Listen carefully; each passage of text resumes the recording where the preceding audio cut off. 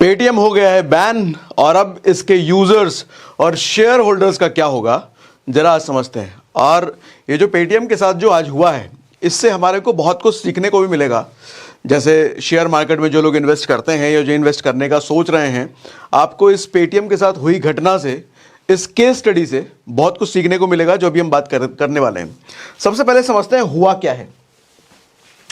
देखो सर, 2016 वो साल था जब पेटीएम की चांदी हो गई। चांदी हो गई कहने का मतलब जब नोटबंदी हुई तो एक लोगों के सामने अवतार उतर के आया ट्रांजैक्शन करने का। उस वक्त एक न्यूज़पेपर में बड़ी बड़ी होर्डिंग भी आने लग गई। होर्डिंग नहीं, होर्डिंग तो रोड पे आते हैं, न्यूज़पेपर में आर्टिकल आने लग गए, एटीएम नहीं पेटीएम करो। और उसके बाद जो सिलसिला शुरू हुआ, हर रिक्शे वाला, ठेले वाला, सब्जी वाला तक, बड़े से लेकर छोटे व्यापारी तक हर कोई पेटीएम का यूज़र बन गया और पेटीएम तड़ातड़ पूरे हिंदुस्तान में फैलता चला गया। तो 2016 में नोटबंदी से किसका फ़ायदा हुआ मुझे नहीं पता, लेकिन पेटीएम का तो सबसे बड़ा फ़ायदा ज़रूर हुआ 2016 की नोटबंदी से। एटीएम नहीं पेटीएम करो। लोग यूपीआई नहीं जानते हैं लेकिन पेटीएम जानते हैं। आज भी देखो तो लोग कहेंगे पेटीएम लेते हो क्या, पेटीएम ले लो। यूपीआई ले लो नहीं, यूपीआई कर लो नहीं, पेटीएम कर लो। पेटीएम लोगों के जहन तक इस लेवल पर पेनिट्रेट कर चुका था, अभी भी है, अब शायद असर कम हो। 2017 में सर पेटीएम बैंक बना। आरबीआई ने इनको पेटीएम बैंक बनाने की अनुमति दे दी। पेटीएम बैंक कहने का मतलब पूरी तरीके से बैंक नहीं बन गया, लेकिन बैंक की बहुत सारी फैसिलिटी इनको मिल गई और पेटीएम बैंक इनका चालू हो गया। सेविंग अकाउंट वगैरह आप खुलवा सकते हैं, एफडी वेफडी कर सकते हैं, बैंक की बहुत सारी सुविधाएं आप पेटीएम बैंक के साथ करने लग गए। 2018 से इनका कंप्लाइंस इशू आने लग गया सर, रूल्स रेगुलेशन ना फॉलो करने का, आरबीआई से थोड़ा नोटिस फोटिस वो सब चलने लग गया। 2022 वो साल हुआ जब आरबीआई से ऑफिशियली इनको नोटिस आया। पहली बार नोटिस आया, क्या भैया तुम रूल फॉलो नहीं कर रहे, कंप्लायंस ठीक नहीं कर रहे, कुछ भी मनवा नहीं कर रहे हो, बैंक बना लियो और बात हमारी मान नहीं रहे हो, बात मानो चुपचाप। और ये हमेशा अपना पल्ला झाड़ रहे हैं, नहीं हम तो फॉलो कर ही रहे हैं, कुछ दिक्कत हो बताइएगा, क्या दिक्कत हो रही है, हम कर लेंगे, और करना जानना कुछ नहीं। यह सिलसिला लगातार कई बार चलता रह गया सर। 2022 से फाइनली 2023 वो साल आया जो 5.39 करोड़ का फाइन लगा दिया गया आरबीआई के द्वारा पेटीएम पर। 5.39 करोड़। बात जब इसके बाद भी नहीं थमी, जब इनका कंप्लायंस का इशू चलता रहा, इनको कुछ सुनना ही नहीं है। अच्छा, एग्जैक्ट क्या रीजन हुआ भी हम बात करेंगे आगे। वो रीजन क्या था, कंप्लायंस का इशू क्या था, क्यों ऐसा हुआ, उसके बारे में भी बात करेंगे। फिर 2024 यानी कि अच्छा ये हट कैसे गया, 2024 आज हम बात कर रहे हैं 1 फरवरी, कल ये हुआ है 31 जनवरी को बैन। पेटीएम पूरी की तरफ पूरा पेटीएम बैन नहीं हुआ है, ऐप चलेगा अभी भी। इसका जो ट्रांजैक्शन वाला पार्ट है, पेटीएम बैंक वाला जो पार्ट है, पैसे का लेन देन वाला जो पार्ट है, वो बैन हो गया भैया। आप इसके तहत अभी तक जितना भी यूपीआई पेमेंट वगैरह करते थे, पैसे का लेन देन, फास्टैग एक बहुत बड़ा इसका था, वो सब चीज़ें अब बंद। और आपको बता दूं 29 फरवरी लास्ट डेट है। आपका पैसा अगर कुछ वॉलेट में पड़ा है, कुछ रखते उखते हो पेटीएम बैंक में, 29 फरवरी डेडलाइन है। 29 फरवरी से पहले अपना पैसा निकाल लो भैया, उसके बाद पैसा फंस सकता है। इसीलिए, और मैं 29 फरवरी का वेट क्या करना, जल्दी निकलो ना। और दूसरा यूपीआई इतने सारे गूगल पे हैं, फ़ोन पे, इन सब पे करो ना, ठीक है। तो 29 फरवरी डेडलाइन है भैया, उससे पहले अपना हिसाब किताब क्लियर कर लो।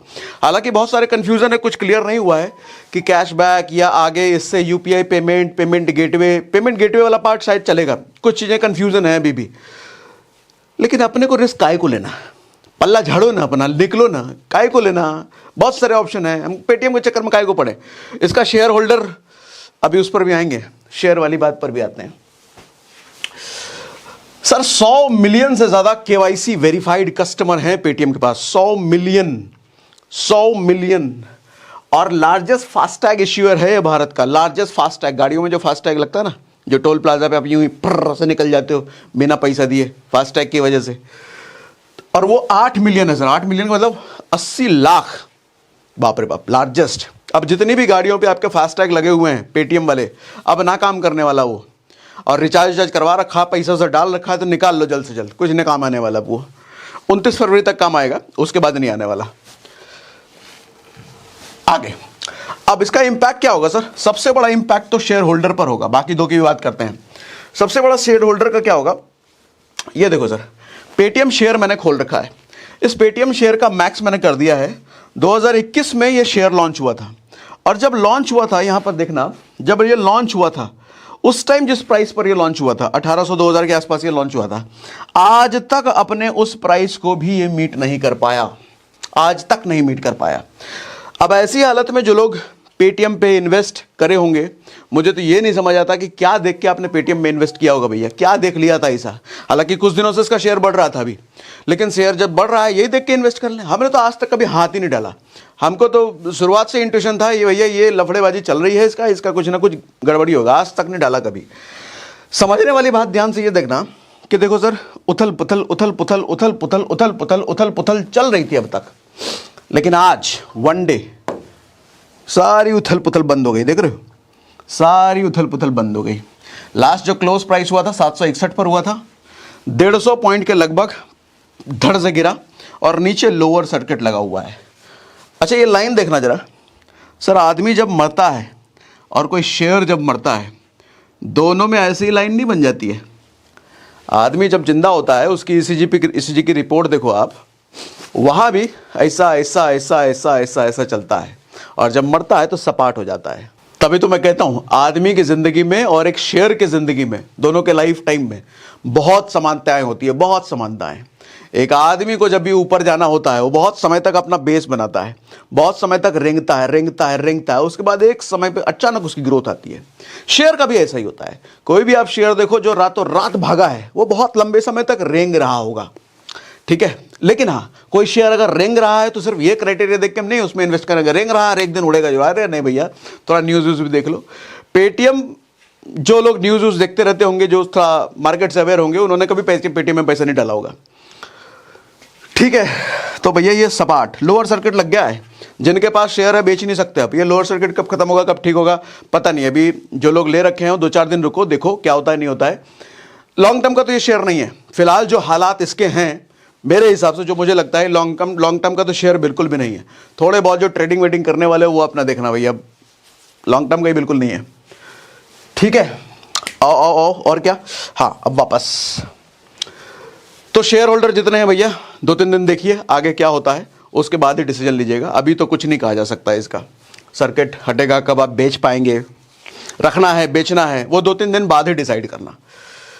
डिवाइस होल्डर जितने भैया, दुकानों, ठेले वाले, रिक्शे वाले नहीं, ठेले वाले के पास आप देखते हो डिवाइस लेके, अब वो डिवाइस फ्री मिला होगा उनको, पैसे देके ही मिला होगा। उन डिवाइस होल्डरों का क्या होगा, वापस तो लेगी नहीं, पैसे देके खरीदा होगा। तो आप लोग बताना, मुझे आइडिया नहीं इस चीज़ का। जो डिवाइस मिला होगा वो पैसे देके लेते हैं या फिर ऐसे ही लेते हैं, कमेंट बॉक्स में मुझे बता दो, मुझे इस बात का कोई आइडिया नहीं है।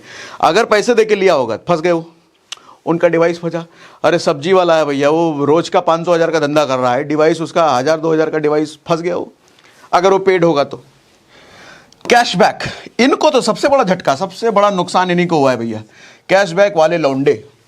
ये कौन है लौंडे, जो घंटों इंटरनेट पे टिकट खरीदने के पहले 1-1 घंटे तक 50 रुपए का पेटीएम कैशबैक कैसे मिलेगा इंटरनेट पे सर्च कर रहा है। उनका बहुत नुकसान हो गया, उनका 50 रुपए का नुकसान हो गया, बहुत बड़ा नुकसान हो गया। इन निकम्मों नट्टालों का तो बहुत बड़ा नुकसान हो गया।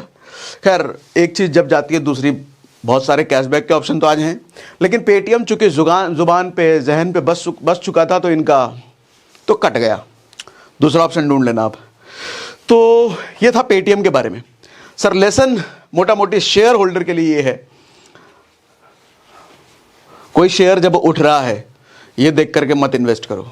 कोई शेयर अगर बहुत समय से गिर रहा है ये देख के मत इन्वेस्ट करो।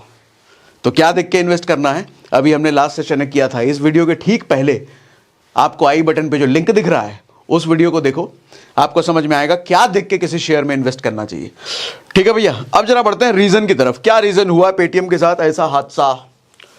देखो आरबीआई है सर, सरकारी बॉडी से जो देश के माई बाप हैं उनकी बात आप नहीं मानोगे तो वो तो कभी भी आपको कान पकड़ कर साइड में लतिया करके बाहर कर देंगे। हो गया ना, वो स्कैम 1990 तेलगी वो सब। देखो जो आदमी सरकार से लड़ा, सरकार से कहने का मतलब जो आदमी पावरफुल किसी पद वाले से लड़ गया उसका फिर खैर नहीं। तभी तो कहते भी हैं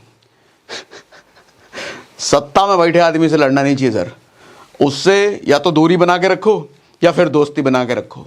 अरे बढ़िया लाइन हो गया। जो आदमी पावर में है या तो उससे दूरी बना के रखो या फिर दोस्ती बना के रखो। दुश्मनी करने की, उसकी बात की अवहेलना करने की कोशिश ना करना, तो किसी दिन भी वो कान पकड़ के बाहर कर देगा।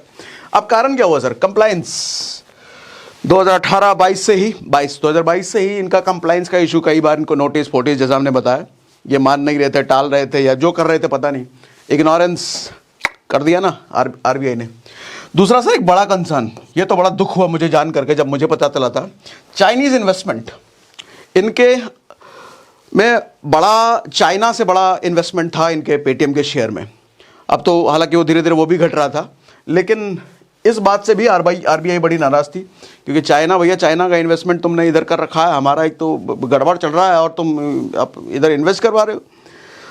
एक और एलिगेशन था इन पर, साबित नहीं हुआ हालांकि, लेकिन एलिगेशन था कि ये अपना इंडियन कस्टमर, भारतीय कस्टमर का डेटा चाइना को बेच रहे थे। ये भैया ये तो खामखा क्या, ये तो बहुत गड़बड़ बात है अगर ऐसा हो रहा था। हालांकि एलिगेशन था, साबित नहीं हुआ, लेकिन अगर ऐसा हो रहा होगा फिर तो भैया बहुत ही गड़बड़ बात थी। तो ये कुछ मेजर रीज़न थे जिसकी वजह से इनको पूरी तरीके से आज के समय में बैन कर दिया गया। इनके ट्रांजैक्शन वाले पार्ट को ऐप फिर भी चलेगा। आपको कुछ लगता है इस मामले में? कुछ सुझाव हो, कुछ सोच है आपकी, आगे क्या होगा पेटीएम का, जरा मुझे कमेंट बॉक्स में लिख के बताइए।